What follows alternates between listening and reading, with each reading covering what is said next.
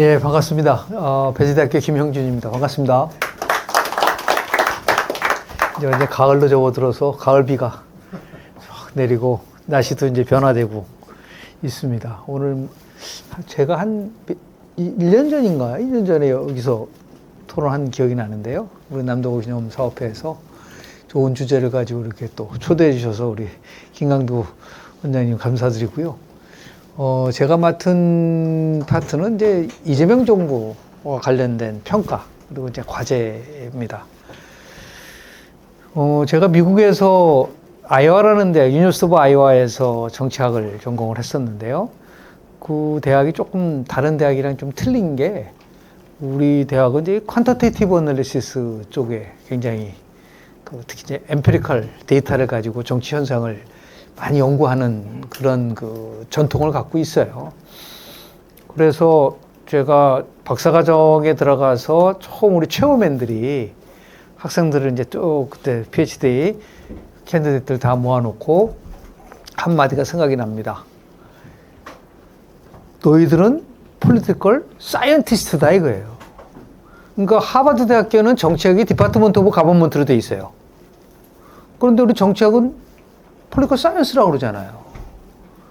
저도 뭐 이제 방송에 좀 많이 이제 뭐 하다 보니까 이제 정치 평론가라는 얘기를 많이 하지만 저는 그 용어를 별로 좋아하지 않습니다. 폴리티컬 사이언티스트란 말을 좋아합니다. 그러니까 정치를 과학적으로 좀 접근하고 이해하려고 하는 그런 부분인 것이요. 그래서 실제로 보면은 정치가 과학이 되기 위해서는 몇 가지 조건이 필요한데요. 제일 첫 번째가 이거 실증주의적 접근입니다. 그러니까 아주 객관적인 데이터 또는 더 나아가서 왜 이런 일이 발생했는지에 대한 그런 실증적인 조건이 필요하고, 두 번째는 일반화 가능성, 제너럴라이제이션 시키는 거죠. 특정한 상황이 아니라 어떤 패턴이라든지 더 나아가서 꼭 이재명 정부만이 아니라 역대 정부에서 발견된 여러 가지의 경험적 법칙을 통해서 우리가 제너럴라이제이션을 시킬 수 있느냐라는 부분들하고요. 그리고 이제 뭐 어떤 이념적인 진영의 논리가 아니라 더 나아가서 객관성과 가치 중립성에 관련된 문제를 가지고 보고요. 네 번째가 결국은 예측 가능성을 도출해야 된다. 과학에서는 설명과 예측이 explanation과 prediction을 같다고 교육을 받은 겁니다. 어떤 현상에 대해서 그 현상이 일어난 것에 대한 변수를 통해서 설명하면 그걸 통해서 예측이 가능한데, 우리는 보면은 그런 거 없이 그냥 주관적 판단에 의해서 뭐 될 거다라고 하는, 뭐 그건 뭐 그럴 수 있겠지만은 이러한 네 가지 조건을 통해서 정말 정치가 과학이 되고 이재명 정부에 대한 평가도 이러한 측면에서 우리가 봐야지만이 좀 더 쉽게 표현해서 학문적으로 될 수도 있고 과학적으로 될 수 있지 않을까라는 생각을 좀 하게 되고요. 이명박 정부 출범은 이제 뭐 탄핵과 또 계엄 이런 정말 이해할 수 없는 부분 때문에 이제 아주 발생한 이례적인 선거였다고 볼 수가 있는데요. 뭐 역대 최다 득표로 당선이 됐어요. 그렇지만은 실제로 표 분석을 해보면은 뭐 이준석 후보하고 김부수 후보가 합친 거를 보면은 거의 비슷합니다. 5대5 정도의 그런 차이가 있기 때문에 이 출범은 여러 가지 면에서 굉장히 복합적인 정치적 함의를 갖고 있는데요. 그 진보 진영의 정치적 구심적 역할을 할 수 있다. 그러니까 지금 2026년도 총선, 2020년 총선, 2023년 총선에서 세 번 다 진보 계열이 이겼어요. 민주당이. 2020년, 24년도는 뭐 거의 압승을 할 정도였었는데, 이번에 대선까지 이제 가져오면서 결국은 이제 새로운 정치 구심점으로 이재명 정부가 추구하는, 그러니까 문재인 정부는 포용적 성장과 사회개혁을 추구했다면 이재명 정부는 저는 뭐 핵심적인 거는 기본사회라고 봅니다. 이 기본사회를 만들려고 하는 구심점 역할을 하려고 하지 않을까라는 생각을 좀 하게 되고요. 민주대 반민주의 개념이 이제 강화되는 정치 양극화 현상인데요. 이제는 보수가 더 이상 주류가 돼 있지 못한다. 이제 한국 사회의 주류는 완전히 이제 진보 쪽으로 넘어간 게 아니냐라고 하는 그런 이제 평가들이 많은데요. 보수 진영과의 민주대 비민주의 대립 구도를 더 강화시키고 진영 간의 정치적 양극화를 더 심화시키는 이런 그 효과를 가져올 수밖에 없지 않을까라는 생각을 하게 되는 거고요. 우리가 이제 정치학에서 가장 많이 쓰는 용어 중에 하나가 정당 재편성입니다. 이거는 뭐 1950년대 키라고 하는 교수가 미국의 그 정당이 어떻게 재편되느냐. 뭐 가장 대표적인 거는 1930년대 루스벨트 등장 이후에 미국 정치가 한 30년간 진보 우위의 정치 체제가 이루어졌다는 게 이제 정설인데요. 아마도 아까 말씀드린 세 번의 총선, 이번에 대통령 선거에서 진보 진영이 승리하면서 혹시 대한민국에도 이 정당 재편성, 그러니까 유권자 지지 기반이 변화되면서 단순한 정권 교체를 넘어서서 유권자들이 특정 정당에 대한 충성도를 영구적으로 바꾸고 새로운 정당과 연합이 형성되는 장기적 변화가 이루어지는 것이 아니냐라고 하는 그런 시발점이 아니냐라고 하는 그러한 평가들이 많은데 이 부분에 대해서는 약간 유보적이에요. 정당 재편성이 이루어졌냐 이루어진 건 한 20, 30년 정도 큰 관계에서 봐줘야 되는데 뭐 한두 번의 선거만 가지고 이게 이루어졌다. 왜냐하면 그것도 중간에 2022년도에는 윤석열 대통령 후보가 당선됐기 때문에 이러한 그 정당 재편성이라는 것이 과연 이루어지고 있는 건가? 라고 하는 건데 분명한 거는 혹시 시발점이 될 수도 있다라는 말씀을 좀 드립니다. 뭐 이제 검사 출신 대통령 탄생에 대한 반작용인 게 아닌가라는 우리 저 종천 의원님도 계시지만은 대한민국에서 이 검사에 대한 부분들이 갖고 있는 굉장히 이제 부정적인 그런 기류가 굉장히 확산됐어요. 그래서 뭐 한동훈 뭐 전 대표 얘기 나오면 어떤 분은 그래 절대로 윤석열이가 있기 때문에 안 된다. 우리 박근혜 대통령 탄핵되면서 앞으로 여석은 100년 동안 절대로 대통령이 안 될 거라고 얘기를 했었던 부분들도 있지만은 이 검사 대통령에 대한 반작용, 검찰 권력에 대한 이러한 논쟁이 굉장히 심화될 수 있는 계기가 될 수밖에 없지 않느냐 생각 좀 하게 되는 거고요. 이재명 정부, 저는 이제 어떤 정보들 나오든 간에 크게 네 가지를 가지고 평가를 합니다. 첫 번째가 국정 원칙이 뭐냐. 두 번째가 국정에 대한 비전이 뭐냐. 기조가 뭐고 목표가 뭐냐. 이 네 가지가 서로 연결되어 있는 부분들이 있는 거거든요. 근데 지금 이제 국정 원칙 같은 거는 쉽게 변해서는 안 되는 거예요. 그러니까 지금 국가기획위원회가 발표하는 그 내용을 보니까 얘는 원칙에 대한 그 부분들을 잘 이해하지 못하는 것 같더라고요. 그러니까 국가 원칙이라는 거는 근본적 가치와 기준이거든요. 이건 잘 안 변하는 거죠. 대한민국에서는 자유민주주의 체제라든지 이런 것들은 가장 근간이 되는 부분들이 있는 거거든요. 근데 이 정부는 뭐 경청과 통합, 공정과 신뢰, 실현과 성과라는 것이 국정 원칙이라고 본인이 제시를 했고, 국가 비전은 임기 동안 달성하고자 하는 이상적인 모습인데, 얘기는 뭐 국민이 주인인 나라, 이게 국민주권 정부라고 얘기한 부분이고요. 뭐 함께 행복한 대한민국, 그러니까 국민 행복에 대한 얘기를 하는 거고, 국가 기조라는 거는 이 비전을 달성하기 위해서 정부가 주요 정책을 추진하는 일관된 자세나 방향인데, 지금 제가 볼 때는 내란 종식 프레임 속에서 이 정부의 기조는 결국은 내란 종식에 아주 중점을 두고 경제적으로는 이런 얘기를 많이 하더라고요. 뭐 레토릭이지만은 뭐 실용적 기상주의를 얘기를 많이 하고, 그리고 국정 목표에 따라서 이런 기조에 따라서 하는 것이 5가지 얘기를 했더라고요.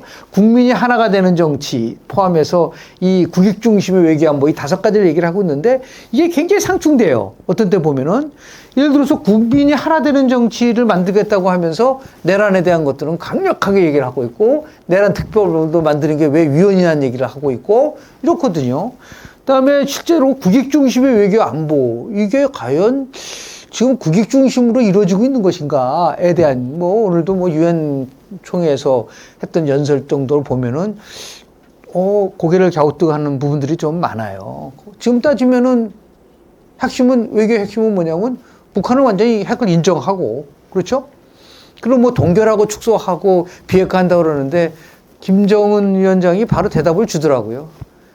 너희들이 말하는 3단계에서 어떻게 비핵화를 전혀 그거는 있을 수가 없다고 얘기를 했기 때문에 이게 과연 국익 중심으로 갈 수 있는 것인지, 미국과의 대립하는 속에서 이런 부분들이 있습니다. 제가 이제 역대 대통령들에 대한 부분들에 대한 것들을 전부 다 해가지고 국가 원칙과 비전과 국가 비전 목표가 있었는데, 초기에서 성공한 대통령은 두 사람을 얘기를 많이 합니다. 김영삼 대통령의 문민개혁에 대한 거, 그리고 김대중 대통령의 IMF 극복, 요게 국정의 원칙과 기조와 목표와 상당하게 일치를 해서 실제로 한국갤럽 조사를 해보면은 국정 취임, 국가 출범 취임 100일 동안에 가장 높았던 사람은 83%는 김영삼 대통령이고요. 두 번째로 높았던 대통령은 의외로 문재인 대통령입니다. 78%. 그리고 DJ가 IMF 극복한다는 62%. 근데 지금 한국갤럽 조사에 의하면은 58%로 나오고 있거든요. 이재명 대통령이. 뭐 이렇게 크게 그런 건 아닌데요. 이게 지금 뭐, 아까 제가 얘기하는 국정운영 계획에 대해서 원칙과 비전이 일치하느냐, 비전과 기조의 정합성이라든지, 기조와 목표의 구체성이 있느냐, 현실성 및 실현 가능성에 대한 얘기가 평가를 받는다면은, 제가 볼 때는 이 부분에 대해서 좋은 점수를 주기가 어렵다라는 것을 먼저 말씀을 좀 드리고요. 그래서 이건 뭐 똑같은 부분이고요. 그래서 저는 어떤 정부가 출범을 하면은 항상 이 수합 분석을 해봅니다. 이명박 정부가 저는 당선인 시절에 이거를 직접 얘기를 한 적이 있었었는데요. 굉장히 취약한 정부가 될 거라고 얘기했더니 막 화를 내더라고요. 왜 우리가 531년 폐기했는데 왜 이렇게 취약한 정부가 되느냐. 그래서 제가 가장 강조하는 거는 그 통치 환경 중에서 그 스레트 요인, 위협 요인을 제가 굉장히 많이 봅니다. 그 당시에 제가 이명박 대통령한테 뭐라 그랬냐면 당신을 위협하는 요인이 4가지가 있는데 첫 번째가 경제를 살리겠다고 대통령이 됐기 때문에 위험하다는 거예요. 경제는 뭐 자기가 마음대로 살려줍니까? 자기 의지만 되는 게 아니에요. 사저너스 베어리에 의해서도 움직일 부분들이 있기 때문에 이 부분이 이제 위험하고, 두 번째는 지금 당신은 집권당인 한나라당 내에는 당신보다 더 센 사람이 존재한다. 그 누구냐 그러더라고요. 박근혜. 박근혜 당시에 전 대표는 지역과 이념을 갖고 있었어요. 이게 굉장히 세기 때문에 끊임없이 당신을 흔들어낼 거다. 왜? 다음 차기를 위해서. 세 번째가 언론 환경. 10년 동안 진보 진영이 결국은 정권을 잡았기 때문에 아주 취약한 언론 환경을 가질 것이고 그 미디어가 당신 정부를 공격할 거다. 그래서 나온 게 바로 소고기 파동입니다. 네 번째가 북한. 지금 뭐 예를 들어서 노무현 정부 때까지만 해도 10년 동안 진보 정권이 북한과 유대 관계를 맺었는데 당연히 북한이 당신의 정책에 대해서 너무 웃기는 게 있었지 않습니까? 열심히 해가지고 뭐 자기네가 북한에 대해서 3천 달러를 만들어주겠다는 그런 부분들에 대한 것에 대해서 김정일은 도저히 인정하지 못할 거예요. 지금도 마찬가지거든요. 뭐 강점이라는 거는 절대 다수를 갖고 있고 안정적으로 국정을 운영할 수 있는 기반이 있지만 이 약점이라는 거는 결국은 도덕적 정통성입니다. 저는 이 정부가 갖고 있는 정통성이 굉장히 취약하기 때문에 이 부분이 언제 어떤 방향으로 튀어나올지 모른다고 하는, 지금 뭐 5개 재판이 중지돼 있지만은 많은 국민들이 왜 중지돼 있지? 라고 하는 부분들, 이게 지금 초창기니까 이렇지만 이게 시간이 흐르면 흐를수록 이러한 도덕적 정통성에 대한 흔들림이 나올 수밖에 없는 것이고, 근데 기회라는 거는 저는 윤석열 기저효과가 제일 큰 기회라고 봅니다. 아, 윤석열보다 훨씬 잘하고 있는 거 아니야? 라고 하는 이런 부분들이 워낙 강하기 때문에 기본만 해도 잘 되는 거 아니야? 라고 하는 이런 그 기저효과를 갖고 있다는 게 어떻게 보면 기회일 수도 있고요. 가장 큰 약점은 바로 절대 권력의 위험성입니다. 지금 뭐 예를 들어 다수의 폭정을 가지고 지금 우리가 생각할 때 야, 어떻게 저렇게 사법부를 흔들어댈 수 있냐라고 얘기할 정도로 뭐 우리 정청래 대표라는 사람은 대통령도 끌어내렸는데 대법원장을 왜 못 내리냐 이럴 정도의 망언을 지금 막 하고 있는 부분들이 있거든요. 이 절대 권력이 견제와 균형이 제대로 작동하지 않았을 경우에 오히려 민주주의 기본 원칙이 훼손됐을 때 올 수 있는 게 훨씬 더 위협적 요인이 될 수 있는 가능성이 저는 크다고 좀 봅니다. 그래서 대통령 취임 후 100일에 대한 평가는 다양하게 이루어지겠지만 말이죠. 국민의힘에서는 우리 나경원 의원 같은 경우는 이제 파괴, 해체의 100일이라고 얘기를 하는 사람도 있고 등등 여러 가지가 있지만은 그동안 저는 이제 100일에 대한 부분에 대한 평가를 할 때 아까 얘기한 기조라든지 목표라든지 예를 들어 원칙이라든지 이런 거를 통해서 봤을 때 제가 볼 때는 아까 말씀드린 것처럼 이렇게 좋은 점수를 주기 어렵다. 가장 이제 걱정스러운 부분들은 이겁니다. 이 취임 100일에 대한 개념은 루즈벨트 때 처음 나온 겁니다. 그 대공황 시절이었었으니까요. 루즈벨트가 100일 동안에 무려 15가지 법안을 통과시켰어요. 거기에는 이제 은행개혁도 있었고, 산업개혁도 있었고, 대규모 공공사업에 대한 부분들도 있었고. 그런데 그거는 뭐냐면 이 법안들은 3R로 요약되는 뉴딜의 핵심 목표인 구제, 릴리프, 그다음에 회복, 리커버리, 개혁, 이거를 만들어주기 위한 법안이었거든요. 민생경제 살리겠다라고 하는 이 아주 이 골든아워 100일 동안에 이 정부가 보여준 거에서 기억나는 거는 특검, 나란 정식, 이게 기억이 안 나요.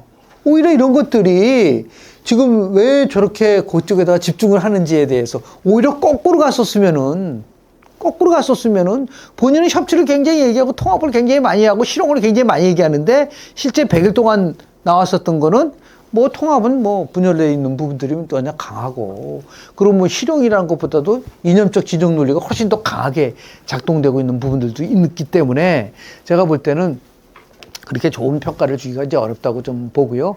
아까 말씀드린 것처럼 YS나 DJ는 집권 초기에 이념과 진영을 넘어서 당시 국민이 염원하고 있는 것을 아주 정광수수 집행을 했기 때문에 YS 같은 경우는 당시 호남에서도 80% 이상의 높은 지지를 받았었던 이런 부분들이 있었는데, 이게 방향성이 지금 굉장히 좀 멀어지고 있는 게 아닌가라는 생각을 좀 하고 있습니다.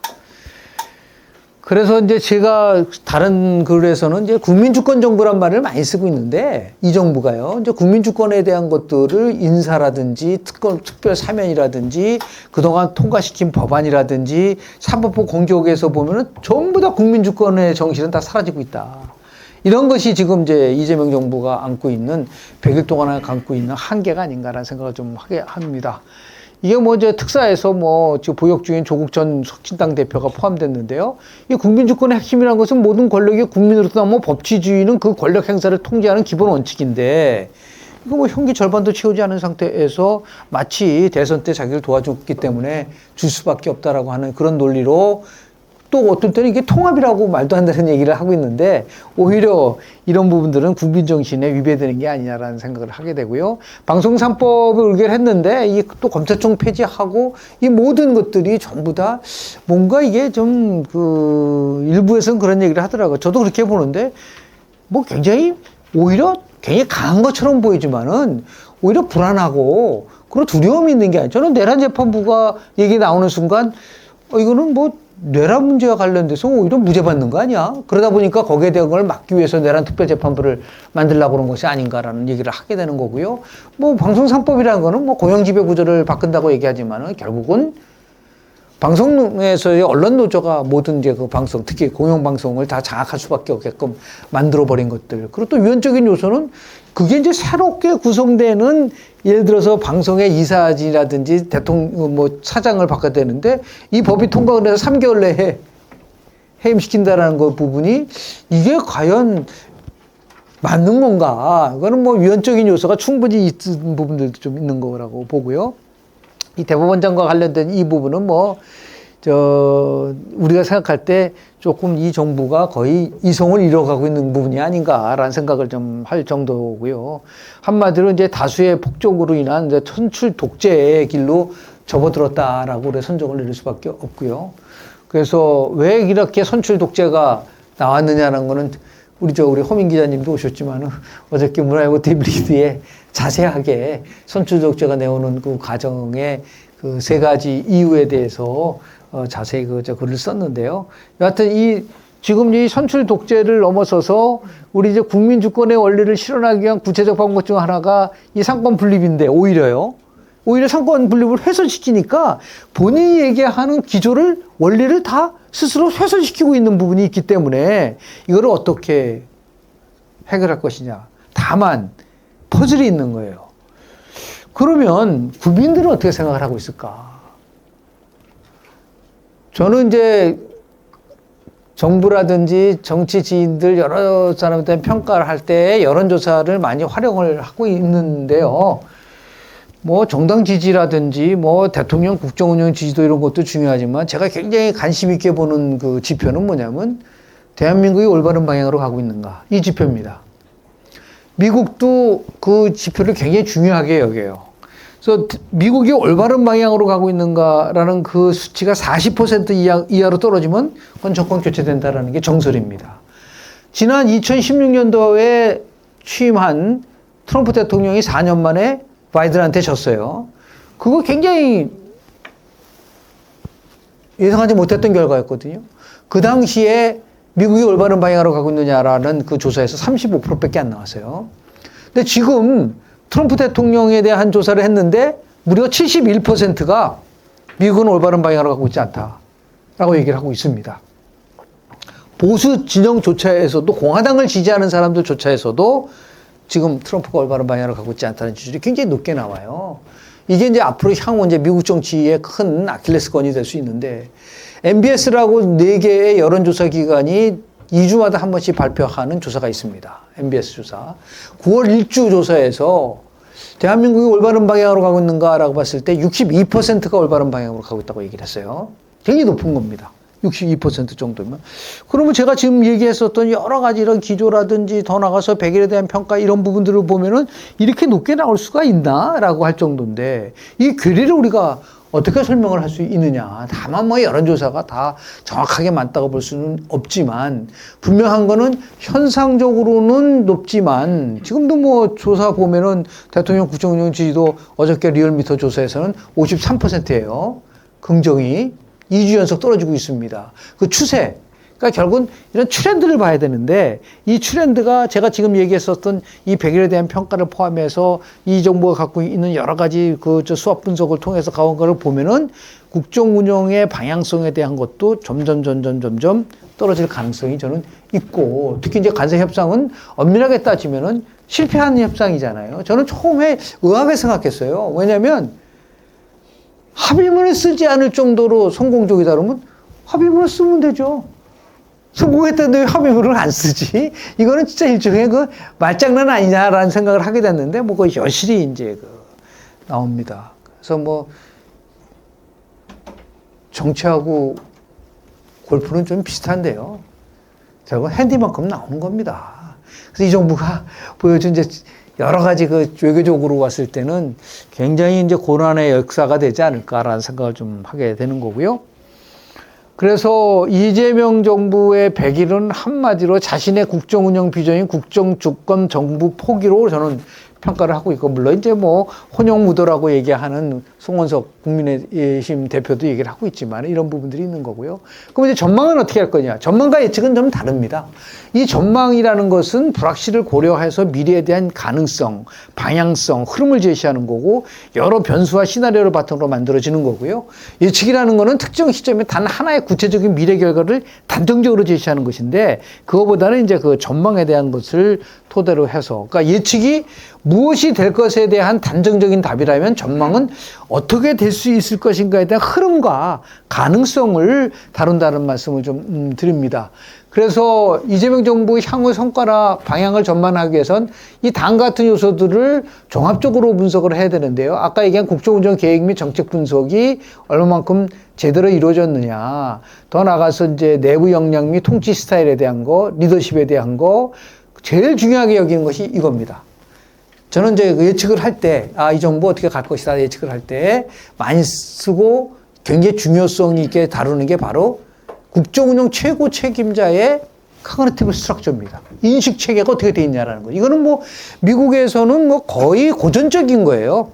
이 가버닝 스타일은, 통치 스타일은 그 사람의 예를 들어서 퍼스널리티에 달려있고 이 퍼스널리티는 결국은 그 대통령의 소셜라이제이션, 사회화 과정을 거쳐서 형성된 일종의 커그니션, 인식과 빌리프, 신념에 의해서 결정된다는 거죠.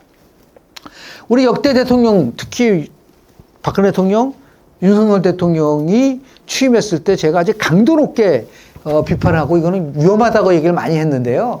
그때 대표적인 게 바로 대통령이 갖고 있는 인식 체계가 굉장히 위험한 인식 체계를 갖고 있다. 한번 예를 들어볼게요. 제가 윤석열 정부 출범 1년이 됐을 때 월간조선에서 쓴 글입니다. 윤석열 대통령의 인식 체계에 문제가 있다. 크게 4가지의 아주 그 인식적인 그 신념을 갖고 있는 것 같아요. 첫째는 뭐냐면 이 성공에 대한 신념입니다. 9개월 만에 대통령이 되다 보니까 자기는 항상 성공할 수 있다라고 하는 그런 확신에 찬 신념이고 뭐든지 하면 될 수 있다라고 하는 부분들이 있어요. 이러다 보니까 뭐 지금 말씀드렸지만 2024년도 총선 때 저희가 승리를 이끌 수 있다라고 하는 전혀 예상하지 못했었던 의대 증원 문제도 끌고 나올 수 있었던 부분들이 있었던 거고요. 두 번째로 이 사람의 신념 속에서는 정치는 굉장히 한마디로 얘기해서 무시하는 겁니다. 정치에 관련돼서 대한민국을 이끌어가는 최고 엘리트들은 오히려 정치인이 아니라 뭐 좋은 대학 나와서 검사, 특수부 계통에 있는 이 슈퍼 엘리트들이 끌고 간다라고 하는 이런 부분들이, 그러니까 정치를 굉장히 우습게 보면서 정치를 풀 걸 정치를 못 푼 거예요. 이러다 보니까 야당 대표가 아무리 무슨 뭐 피의자 신분이라고 하더라도 2년 동안 만나지 않는 그런 인식을 갖고 있는 부분들도 있는 거고요. 그리고 더 나가서 또 역대 대통령이 하지 못한 걸 자기가 한다라고 하는 그런 것이 굉장히 강했고, 네 번째는 이제 제가 이렇게 보니까 그 정도는 뭐 돼야 될 것 같은데, 부인을 사랑하려면 그 정도 해야죠. 김건희 여사와 관련된 확신, 항상 옳았다라고 하는 확신, 이런 것들, 거기에 플러스 알파, 무속에 대한 신념, 이런 것들이 결국 굉장히 혼란스러운 국정 운영으로 갈 수밖에 없다라고 얘기를 했는데, 결국 그게 이제 뭐 말도 안 되는 계엄으로 이어지지 않았나 생각을 좀 하게 되고요. 이 지금 이제 통치 환경 관련돼서 인식 체계는 대통령이 세계와 사회, 정치, 국가 문제를 이어가는 거는 사고의 틀인데요. 저는 폐쇄적이고 진영적인 논리를 갖고 있다. 이 인식 중에서 가장 대표적인 거는 저는 노무현 대통령, 문재인 대통령, 그리고 이재명 대통령까지 이어지는 이 진보 진영이 갖고 있는 가장 최고의 생각은 뭐냐면 저 두 가지라고 봅니다. 하나는 체제 변형, 그리고 더 나아가서 결국은 기득권 교체입니다. 이거를 아주 굉장히 꾸준하게 지속적으로 하고 있다라는 거죠. 그래서 이제 그럼 어떤 체제냐? 뭐 지금 뭐 여러 나오고 있지만은 자유민주주의 체제가 아니라 인민민주주의 체제로 가고 있는 게 아니냐라고 하는 부분들이 있는 거고요. 그 핵심이 바로 이제 다수 복종에 대한 정당한 논리를 갖고 있어요. 인식 속에서. 이러다 보니까 선출 권력 이론이 나오게 되는 것이고요. 그리고 이게 확대 재정에 대한 확신을 갖고 있습니다. 뭐 우리가 지금 뭐 이 정도 어려울 때는 돈을 풀어서라도 살려야 된다라고 하는 이런 확대 재정에 대한 확신이 있고, 아까 얘기한 성공신에 대한 명신, 본인도 굉장히 이재명 대통령도 윤석열 대통령 못지않게 자기 성공에 대한 확신이 너무 강하다라는 볼 수가 있는 거고요. 그 다음에 두 번째가 이 빌리프 시스템입니다. 미국에서 이 빌리프 시스템이라는 건 대통령의 국가, 사회, 인간, 권력, 국제 질서에 가지고 있는 기본적 가치관, 세계관, 그리고 정치, 정책적 판단의 기준이 되는데, 이게 왜 중요하냐면 대통령의 세상을 해석하는 인지적 프레임이거든요. 카그니티브 프레임인데, 이거 어떠한 신념을 갖고 있냐에 따라서 정책 의제가 설정이 되고 위기 대응 방식이 다르고 리더십 스타일이 바뀌면서 국민과의 소통하는 방식도 결정됩니다. 두 가지의 핵심적인 거가 있더라고요. 그리고 트렁케이티드 빌리프 시스템이라는 말을 많이 씁니다. 미국에서는. 쪼개져 있는 거죠, 이게. 트렁케이티드. 그러니까 한마디로 얘기해서 특정 분야에 대한 지식이나 경험이 부족할 때 발생하는 불완전하고 단순화된 것을 우리가 트렁케이티드 빌리프 시스템이라고 얘기를 하고, 더 많이 쓰는 거는 바로 이중적 신념 체제입니다. 듀얼 빌리프 시스템인데, 한 가지 사안이나 분야에 대해 상충되는 두 가지 신념을 동시에 갖고 있는 거예요. 그러니까 굉장히 이념적으로 쓰면서 말은 예를 들어서 뭐 협치를 얘기를 한다든지요. 뭐 굉장히 국익 중심으로 얘기를 하고 있지만은 꼭 국익이 아니라 특정한 집단에 대한 이득을 얘기를 하는. 기업과 그리고 노동은 같이 가야 된다고 양날개라고 얘기를 하면서 친노동 법안을 막 통과시킵니다. 노란봉투법이라든지 상법 개정이라든지 이런 것들이 대표적인 말하는 우리 얘기하는 그 이중적 신념 체제인 거죠. 협치를 얘기를 하면서 벼랑과 여야가 합의했었던 특검법 수정안은 이거는 협치하고 야합은 다르다라고 하는 이런 표현들이 다 이런 듀얼 빌리프 시스템 속에서 나오는 부분인데, 이게 굉장히 뭐 신념이라는 건 잘 안 바뀌거든요. 그런 부분들이 있는 것이고요.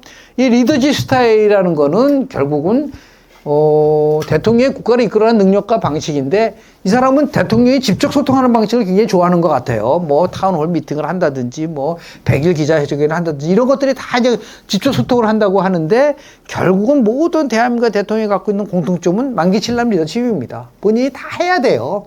박근혜 대통령도 그랬었고, 뭐 우리가 얘기하는 윤석열 대통령도 그랬었고, 이재명 대통령도 그랬었고, 그 다음에 결국은 이 사람은 투쟁적 리더십인데, 제가 보기에 할 때는 어떤 면에서 보면은 생존형 리더십이에요.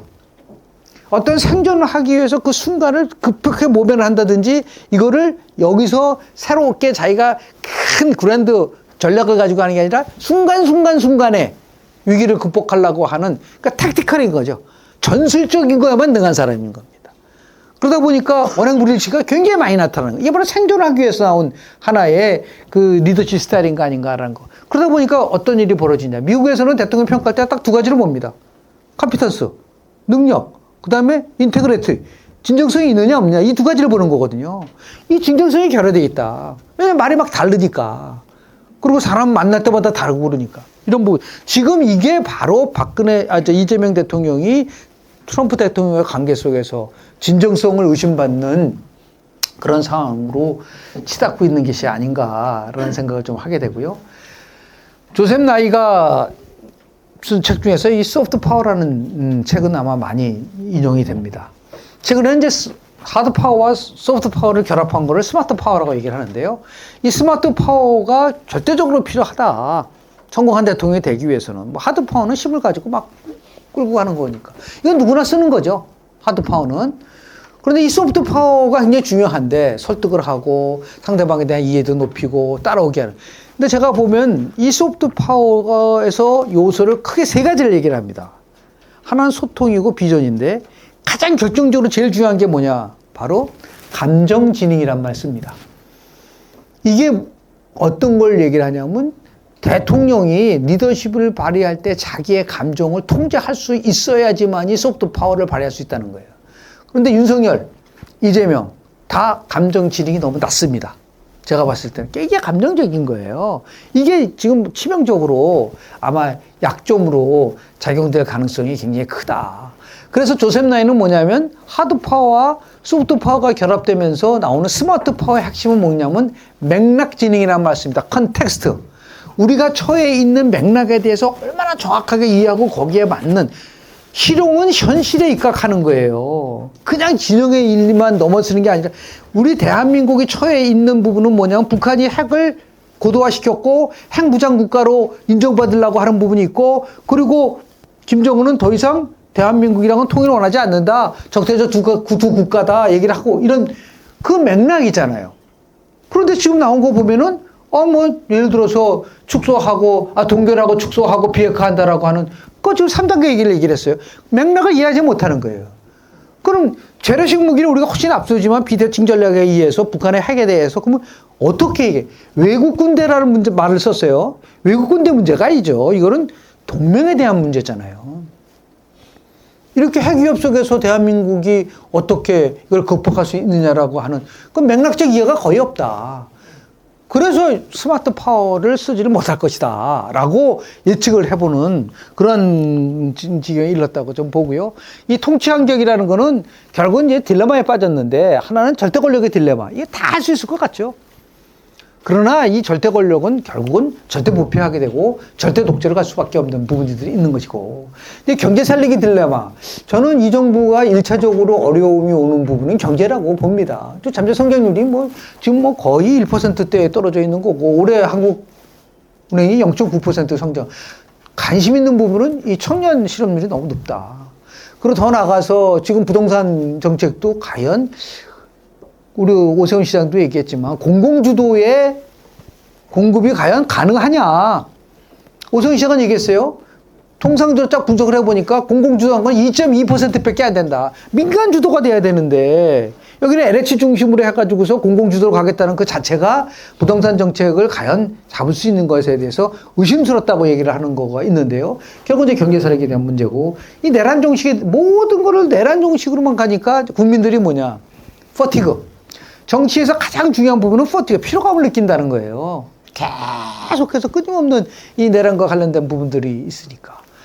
그래서 우리 국민의힘 의원은 매번 선거에 나와요. 그래서 그랬어요. 너무 절치니까 좀 쉬어라. 그 퍼티그를 느끼면 안 된다. 음악이 왜 아름답냐? 쉼표가 있어서 아름다운 거다. 쉼표 없으면 음악이 못 참는다. 그런 부분들이 있는데, 이러한 그 내란 정치나 퍼티그 프레그, 이재명 후보의 차고 정명은 실패 위험 인자가 저는 크게 5가지가 있다고 봅니다. DNA죠. 제일 첫 번째가 뭐냐면 다층 권력 구조예요. 이재명 대통령을 둘러싸고 있는 세 개의 그림자 권력이 있습니다. 제가 처음에는 어둠의 세력이라고 했더니 별로 싫어하는 것 같아가지고 섀도우 파워라고 얘기를 하는 거거든요. 결국은 밑에 있는 동부연합, 두 번째가 민노총, 세 번째가 좌파 원로 그룹. 이 세 개의 그룹이 여전히 대통령을 둘러싸고 있는 보이지 않는 인플루언스를 하고 있는데 지금도 보면은 뭐 이런 게 뭐 우스갯소리로 얘기를 하고 있잖아요. 누가 그러더라고요? 아니 뭐 명청 교책이라고 드립했다 그래서 아니 대통령 출마하니 얼마나 명청 교책이야? 아니에요. 명나라는 가고 청나라가 오고 있어요. 뭐 그렇게 얘기를 하는 사람도 있고. 아, 그러다 무슨 명나라 가고 청나라가 가? 명나라가 가고 우리가 얘기하는 청나라가 오는 게 아니라 원나라가 오는 거지. 김어준을 빗대서 하는 말입니다. 그러니까 온라인 대통령은 김어준, 오프라인 대통령은 이재명. 그런 말까지 있을 정도로 이 다중 권력 구조를 갖고 있는 부분들이 있어요. 그리고 아까 말한 이 세 가지 세력에 의해서 지배를 받고 있다는 그런 부분들이 막 드러나는 거죠. 그러니까 뭐 조국 특검, 특별 사면이라든지 윤미향이라든지 이게 어떻게 가능할까라는 거를 가지고 또 뭐, 고용노동부 장관을, 예? 민노총 출신을 임명하고 이런 것들을 봤을 때, 야, 이거는 참 그 다중 권력이다. 포퓰리즘의 유혹이잖아요. 국가부채는 뭐, 이거 지금 뭐, 제가 볼 때는 728조가 내년도 예산인데요. 이게 이제 GDP 대비 50%를 넘어가는 부분들이 있는데, 이거는 국가 신용도 문제와 직결될 수밖에 없는 부분들을 어떻게 풀어갈 것이냐에 대한 문제. 아마 후반기에 경제에서 잘 말씀을 할 것이라고 보고요. 그 다음에 이제 아까 얘기한 절대 권력과 다수의 폭정. 그건 저는 민주주의적 전제정치라는 표현을 씁니다. 마치 민주주의인 것 같지만 민주주의의 역설, 민주적인 절차를 거쳐서 민주주의를 파괴하는 이 민주주의적 전제정치가 아주 굉장히 고착화되는 이런 부분들이 결국은 실패될 수 있는 부분들도 있는 거고요. 그 친노동 반기업 정책에 의한 민생경제의 실패에 대한 부분들, 모호한 실용위기에 대한 집착을 하고 있는데요. 지금도 보면은 뭐 안미경중의 노선을 철회했다고 얘기를 하고 있는데 이게 어떤 거를 가지고 오는 거, 이게 정말 잘 모르겠어요. 이런 것들이 앞으로 더욱더 이재명 정부를 옥죄고 있는 게 아닌가라는 걸 하고 있고요. 결국 이제 향후에 삼중 권력의 충돌이 일어나고 이 망국적 포퓰리즘, 오만과 독성, 공허한 실용 외교 집착, 무능과 유산에 벗어나지 못하면 보수 세력이 반격을 할 수 있는 길도 열릴 수 있을 것이다. 한국 정치에서 제가 많이 쓰는 말이 있습니다. 우리 국민들이요, 열강과 한멸의 주기가 지극히 짧다. 열강과 한멸의 주기가. 제가 그래서 민심 위반의 법칙이라는 말을 썼는데요. 5단계를 거치더라고요. 기대가 처음에 있고, 그 기대가 실망으로 가고, 실망이 좌절이 되고, 분노로 가고, 결국은 민심이 위반되는 이런 지지도 추락하는 거죠. 이 기간이 길으면 3년이다, 이거예요. 제가 우리 학생들한테 그럽니다. 대한민국 대통령 임기가 얼마죠? 5년. 그러면 오답이라고 답 안 줍니다. 대한민국 대통령 임기 3년 반입니다. 3년 반 끝나고 나면은 천하에 누구도. 그래서 아마도 장기 집권 프로그램을 포함해서 자기가 영구 집권을 하려고 한다면 이제 아마 개헌을 생각할 수 있는 가능성도 어느 정도는 있다고 좀 보는데요. 제가 이거 어저께 우리 문화일보에다가 게재한 터키 저널리스트의 에체 테메쿨란이라고 하는 사람이 쓴 책에서 보면요. 예, 이 7단계가 나오는데요. 독재로 가는 7단계인데, 이걸 쭉 보니까 한 5단계까지 온 것 같아요. 우리나라. 이 지금 그 상황을 보면은. 그래서 테메쿨란이 독재로 가는 것을 막기 위해서는 여러 가지 이렇게 쭉 있지만은 가장 제가 관심 있게 보는 부분은 이게 국제적 연대입니다. 이게 지금 우리가 민주주의가 무너지고 있는 부분 속에서 어떻게 이 부분을 가져갈 것이냐에 대한 부분이 있고, 영국 대학, 이제 헐대학의 모리스 몰라드라는 교수가 민주주의 쇠퇴라는 책에서 주는 교훈이 있어요. 민주주의 쇠퇴는 급격히 전복하는 것이라 점진적인 방치로부터 시작된다. 민주주의는 시민들이 그것을 당연하게 여기고 그 유지에 무관심해지면 서서히 무너진다고 얘기를 했는데요. 이거는 뭐 알렉스 토코빌이 190년 전에 얘기했었던 이러한 다수의 폭정. 우리가 지금 모든 걸 다 무관심하게 되면 이게 바로 우리가 얘기하는 연성 전제로 갈 수 있는 부분들도 있기 때문에 중요한 거는 이러한 것들을 서로 보완해 줄 수 있는 거는 한국 보수가 어느 정도 재건해서 이 부분을 가져가줘야 되는데, 제가 볼 때는 아직까지는 이 보수가 국민들의 기대에 훨씬 못 미치고, 야, 이 체제가 할 수 있겠는가라고 하는 이런 부분들이 있어요. 그래서 이것을 어떻게 나름대로 이 보수가 새로운 보수로 거듭날 수 있는 것인가. 이렇지 못하면 진보의 장기 집권의 현실화가 될 수도 있다라는 말을 하게 되는 거고요. 결국 국민이 주인이 나라는 비전 아래서 국민의 지지에 기대를 모았고 출범했지만 이게 제대로 되기 위해서 아까 얘기한 자기의 한계, 그리고 더 나아가서 인식에 대한 변화, 이런 것들을 해주지 않으면은 제가 볼 때는 굉장한 어려움에 봉착될 수밖에 없다는 말씀을 드리면서 제 발제 마치도록 하겠습니다. 고맙습니다.